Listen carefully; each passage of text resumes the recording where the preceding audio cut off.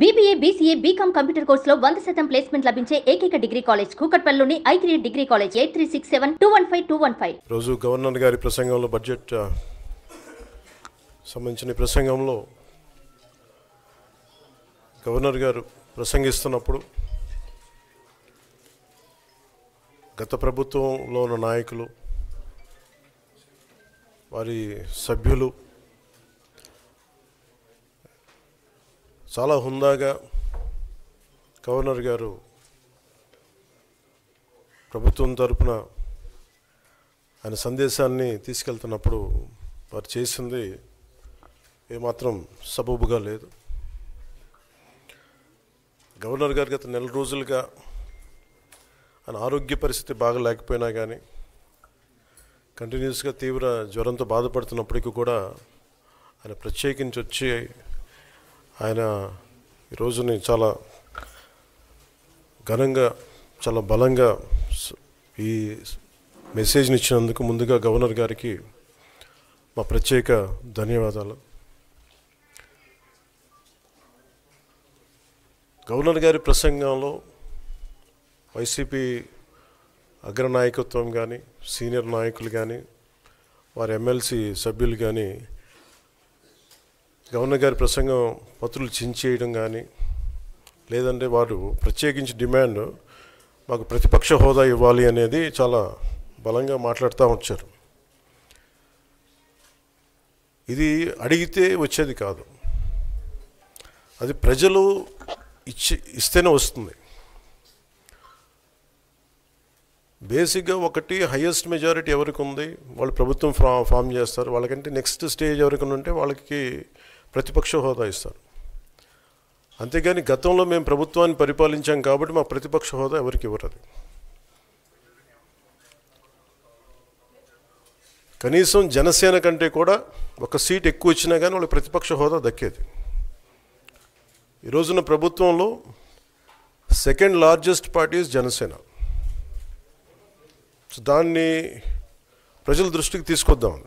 YCP నాయకులు వాళ్ళు చేస్తున్న మాకు ప్రతిపక్ష హోదా ఇస్తే తప్ప మేము అసెంబ్లీలో అడుగు పెట్టాం లేదంటే ప్రసంగాలను అడ్డుకుంటాం అని ఇది సరైన మెసేజ్ బయటికి వెళ్దాం. ఇది సరైన విధానం కూడా కాదు. ఇది ప్రజలందరికీ తెలియజేయాలనుకున్నాం. ఇది ప్రతిపక్ష హోదా ఏ పరిస్థితిలో వస్తుందంటే మీకు రూలింగ్ పార్టీ కంటే కూడా అత్యధికంగా ఇంకొక సీట్లు వాళ్ళకంటే మీరు వస్తే దాని తర్వాత స్థానం మీకు వస్తే ఖచ్చితంగా ప్రతిపక్ష హోదా వాళ్ళకే ఉంటుంది. 21 సీట్లు ఉన్న జనసేన 11 సీట్లు ఉన్న వైసీపీకి ప్రతిపక్ష హోదా ఎలా వస్తుంది? మేము వస్తే తప్ప మేము అసెంబ్లీకి రాము, ఇలా గవర్నర్ ప్రసంగాలను అడ్డుకుంటాం అనేది ఇది సరైనది కాదు. ఇది ప్రజలందరికీ కూడా తెలియచేస్తున్నాం ఈ సందర్భంలో.